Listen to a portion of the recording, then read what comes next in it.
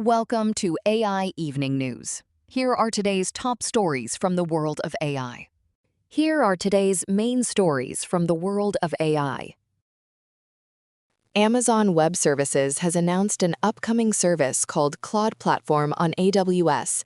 It will let developers access Anthropic's native Claude console and full feature set using their existing AWS credentials, billing, and access controls.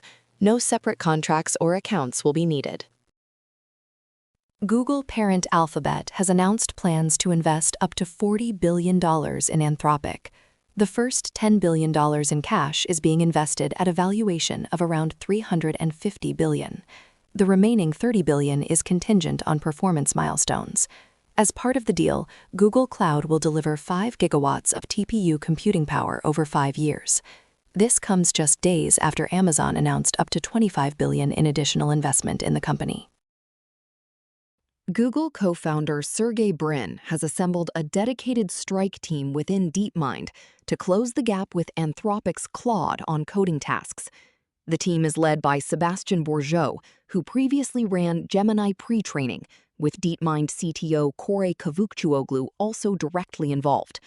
In an internal memo, Brin wrote that the team must urgently bridge the gap in agentic execution and turn their models into primary developers.